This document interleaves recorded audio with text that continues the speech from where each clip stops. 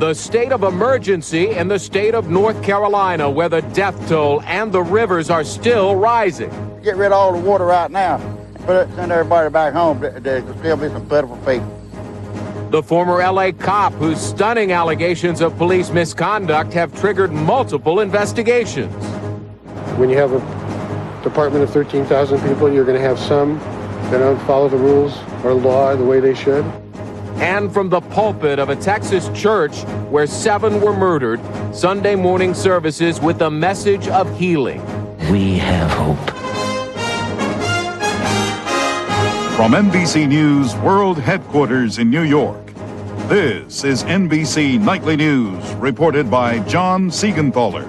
Good evening, everyone. We begin with the continuing pain and misery produced by Hurricane Floyd. At least 46 have been killed. The toll may go higher. Some major roads are still closed in southern Virginia and in North Carolina. Vast stretches of that state remain underwater. Thousands are homeless or without power. Public health problems are developing. NBC's Jim Avila is in Tarboro, North Carolina tonight. Good evening, Jim. Good evening, John. And you're looking at Tarboro, North Carolina, and as you can see, Main Street here is indeed knee-deep in floodwaters. It does appear as though the water level is stabilizing, however, and that the river may be cresting here. But that does not mean the crisis is over in North Carolina. In fact, it's merely moving downstream. Floyd's wrath moves downstream to the biggest target yet, Greenville, North Carolina. Population 45,000.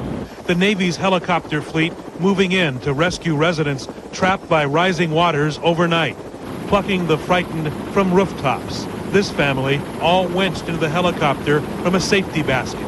The Navy crews have performed more than 500 rescues just like this one. It's probably the most gratifying thing I've ever felt, being out there able to help people. Outside Greenville, on a farm now underwater, the Newberg and Smith families hustled on the helicopter before nightfall. On board, it's too loud to talk, but the relief is in their eyes. Tonight, there are 21 confirmed dead in North Carolina's worst flood on record. 10,000 now forced from their homes. Entire towns like this one, Princeville, the first African-American incorporated city in the nation, founded by free slaves in 1896, now totally wiped out. We were just at a point where we were building our tourism, starting to do some things that we wanted to do to accentuate the history, and now everything is underwater. Princeville was built on property no one else wanted, the bottomlands, sold to blacks by property owners on the other side of the tracks. It flooded often until 1964, when the state built a dike, an earthen dam that broke Thursday night. When they built that dike, I feel safe then. There ain't no more water coming in Princeville. Downriver in tiny Pine Tops, North Carolina, a huge family tragedy. An extended family of 12 escaping floodwaters in their boat overturned. 7 were swept away. All are believed dead.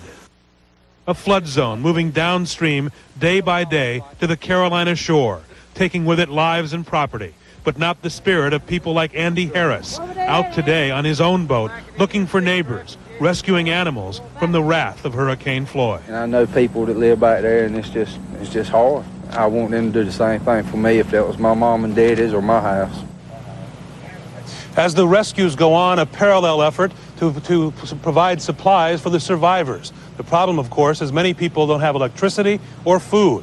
And now the authorities say they're going to have to start a Berlin airlift style of supply to those who are stranded by Hurricane Floyd. John? NBC's Jim Avila reporting. Jim, thank you. And joining us now from Raleigh, North Carolina, is the state's Director of Emergency Management, Eric Tolbert. Good evening, Mr. Tolbert. Good evening, John. Give us your assessment of the situation in North Carolina tonight. Well, what we have is an ongoing major response effort. As you've indicated, we have ongoing search and rescue efforts. So it's very difficult for us in that we're having crisis situations as the water moves downstream while we're simultaneously trying to begin aiding the victims who have already been flooded. We made great progress today. We are, as you can imagine, this is a major air operation. We've literally got military and civilian assets committed to this because of the number of roads that are out. Just supporting the victims out there is a major operation, just bringing in the food and the potable water that they need to begin getting back to normal. Mr. Tolbert, thank you very much for joining us tonight. Now, North Carolina is not the only place affected by this. New Jersey is another place where this storm is causing major problems. Here's NBC's Stan Bernard. Even though Floyd's floodwaters have receded, thousands are without power, and at least 10 counties are being cautioned about water use. The town of Bound Brook was hit most severely. Today, teams of emergency workers were going through buildings one after another to check for gas leaks or structural failures before the occupants were allowed to return. National Guardsmen were patrolling streets, and police were restraining residents who desperately wanted to return to their homes and businesses to see if they could pick up their lives. They're working really hard. They got the other site done. They're opening that area up as we speak. Basements are still being pumped. Parts of the state have gone from floodwater to not enough usable water. More than 1 million customers of one water company are being asked to conserve. Residents of 2 New Jersey suburbs of New York City were told to boil their water because Floyd washed raw sewage into a reservoir. Telephone service has been disrupted for thousands as well. It's a state in distress, and some in hard-hit Bound Brook are considering whether to close their businesses for good. Stan Bernard, NBC News. And this tonight about Hurricane Gert, which for a time followed Floyd's track across the Atlantic. It's not a threat to the U.S. mainland, but Gert is likely to start causing problems for Bermuda in the next 24 hours. When NBC Nightly News continues in a moment, why the Los Angeles Police Department is being investigated by federal agents. And later in focus, are online stock traders investing or gambling? To Los Angeles now and the expanding police corruption investigation. What started as an internal matter is becoming a federal case. Here's NBC's Colleen Dominguez. Officer Greg Hewitt. Just days after the Los Angeles Police Department honored 18 officers with the Medal of Valor, the department was sent reeling amid startling charges of police misconduct. So far, 11 officers have been relieved of duty. All of them, including a supervisor, worked here at the Rampart Division just east of downtown Los Angeles. Another officer who worked at Rampart was recently convicted of bank robbery. Investigators say still more officers could be involved. The allegations range from illegal shootings to drug dealing or covering up those crimes. The entire department is, number one, starts off with somewhat of disbelief. I think as people work through that, they probably go through ask the question why, and then the second and third level, they probably get very angry. The person doing the finger pointing is this man, Rafael Perez. He's a former LAPD officer, convicted last year of stealing 8 pounds of cocaine from a police evidence locker. During a 90-minute interview just last week, Perez spoke of 2 so-called dirty shootings. The first involved Javier Ovando, a suspected gang member. Ovando in 1996 was reportedly handcuffed, then shot in the head by Perez and his partner, who then allegedly planted a weapon nearby. Ovando recovered from his wounds but was sent to prison for assaulting the officers. The second case in 1996 is strikingly similar. This time, anti-gang task force officers handcuffing, then shooting 2 men, and once again allegedly planting weapons at the scene. 1 man died in that incident. We are asking that the court dismiss the case against Mr. Ovando.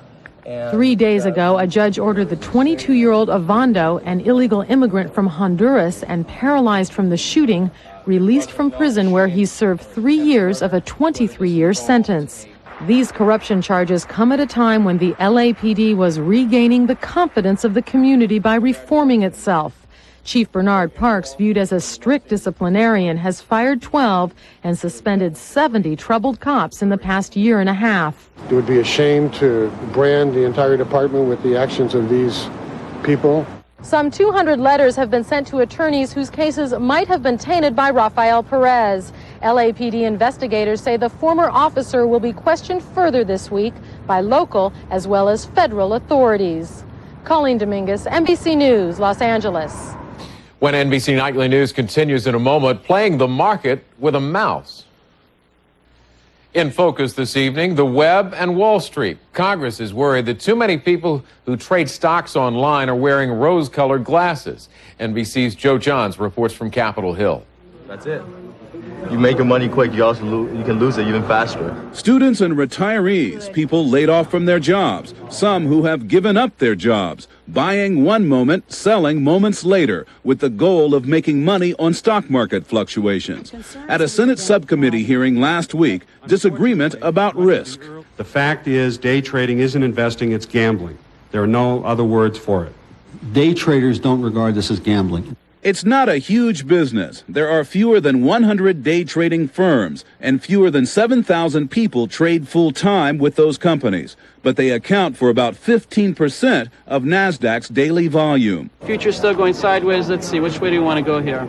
A key issue that has Washington worried involves whether day trading is over-glamorized.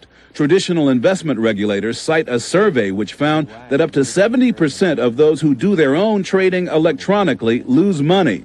The Day Traders Association cites an estimate that most clients make money after the first 3 months. Well, you're telling the world...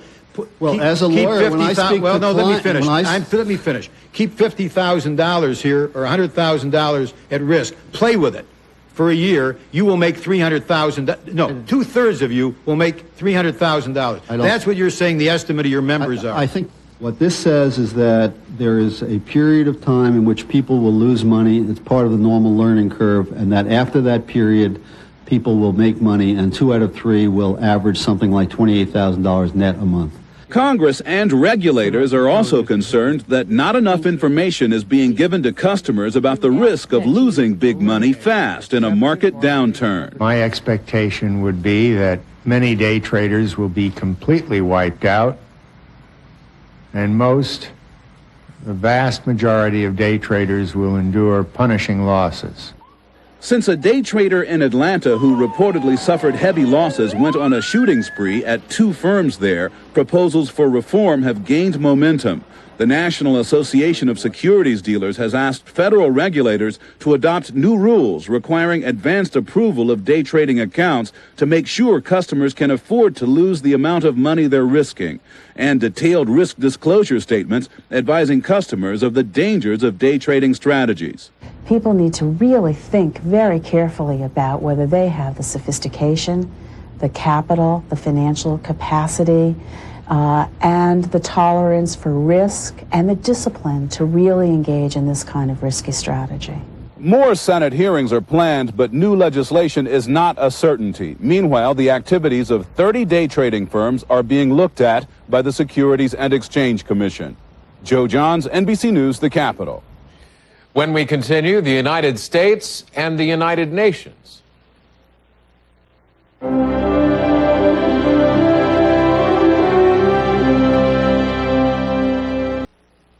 UN peacekeepers are poised to take control of strife-torn East Timor tonight. This is the new General Assembly session opens tomorrow. NBC's John Palmer reports.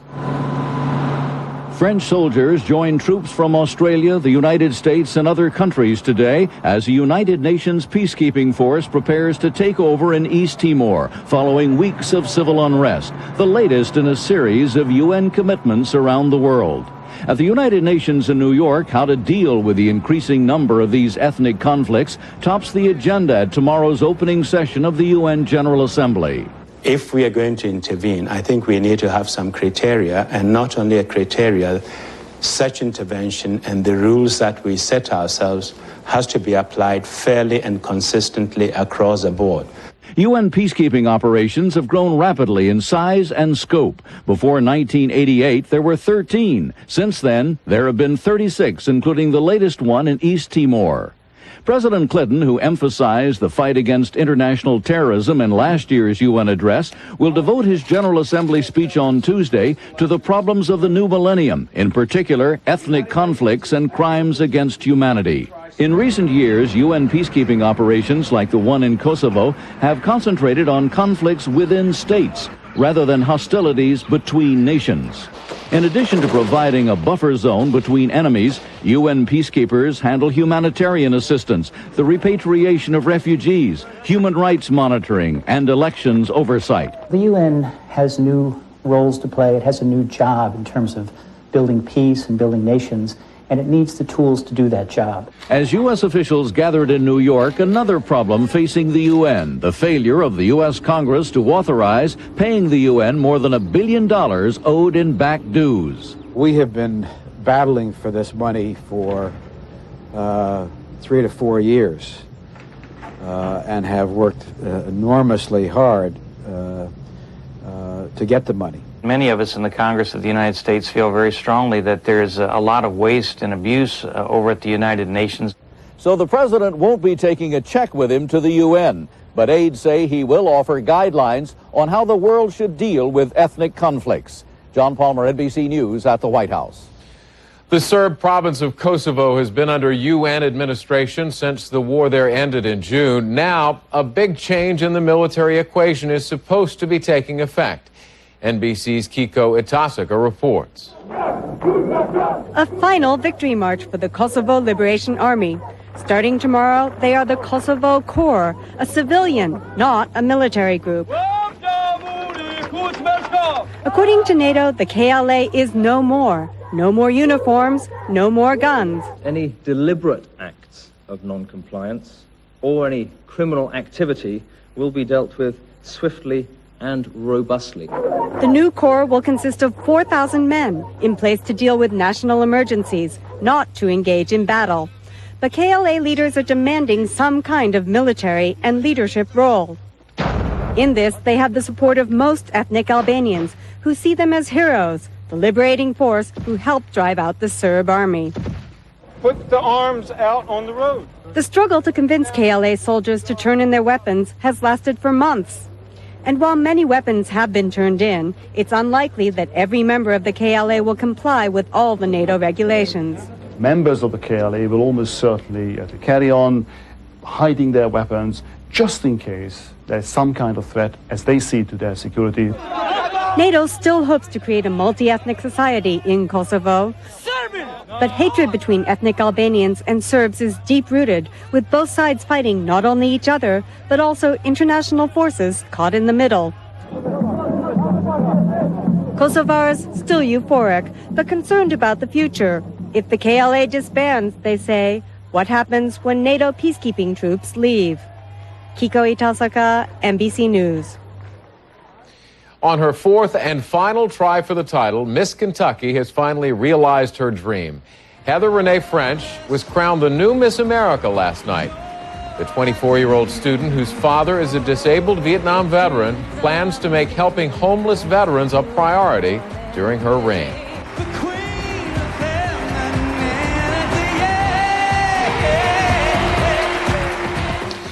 When NBC Nightly News continues in a moment, Sunday services at Fort Worth's Wedgwood Baptist Church. Finally this evening, the healing process in Fort Worth, Texas, where a church became a murder scene last week. Worshippers filled that church today. NBC's Jim Cummins has the story. On Christ the solid rock I stand, all other ground is sinking sand. About 1,000 people came out for Sunday services at Wedgwood Baptist Church. It was not easy for some members of this congregation to come back to their church and pray only 4 days after the massacre here. Many of them stopped at a makeshift memorial to the 7 people slain by Larry Jean Ashbrook. Mark and Crystal Britton brought their kids, who narrowly escaped the shooting spree when they left the Wednesday night service 20 minutes early to run some errands. Praise the Lord. If I didn't know better, I'd say we were having church today. Praise God. Amen. Pastor Al Meredith began by telling the youngsters their church has a lot in common with the plight of Humpty Dumpty. We've had a big fall this week. People came into our church and started shooting people. Was it hard for you to come into church today? It was. There were still some signs of the shooting spree here in the sanctuary. Some of the pews were replaced by folding chairs. When the gunman came in to the door of the vestibule, I don't think many people know that what he said was, "Where's the prayer meeting?" If the enemy can stop us from praying, he's won. They wept. They prayed. They sang. And their pastor told them, this is a time to forgive. Forgiveness is not easy. It wasn't my child who was shot. It was my precious friends and my church members. but we must forgive. I hold no rancor in my heart for the family of Larry Ashburn. The Britons were reassured by the message this Sunday. You can't let things like this crush you. It's like Brother Al said, we have broken hearts, but we're not crushed. Later, there was an outdoor memorial service for the 7 people killed in the church massacre. It's sad that it adds our city's name to a growing list of communities across the country that have a very heartbreaking thing in common. Wedgwood Pastor Meredith exhorted this audience, which included Governor George Bush, to pray for a change in society now. Where are the people of God who say enough is enough? Tomorrow, there will be 3 more funerals for victims of this tragedy, 2 girls and a boy. All of them were 14 years old. Jim Cummins, NBC News, Fort Worth, Texas. And that is NBC Nightly News for this Sunday. Now here's Jane Pauley with a preview of tonight's edition of Dateline. Thanks, John. Tonight on Dateline, trying to eat right, you probably look for foods that are baked or air-popped or part skim. But is that only part of what you need to do? You really have to read the fine print. Take your reading glasses to the supermarket because you're going to need them. Why the labels on the front of foods are one thing and the labels on the back are everything. Tonight on Dateline. John? Thanks, Jane. Tom Brokaw will be here tomorrow. I'm John Seigenthaler. Thanks for watching. I'll see you back here next weekend.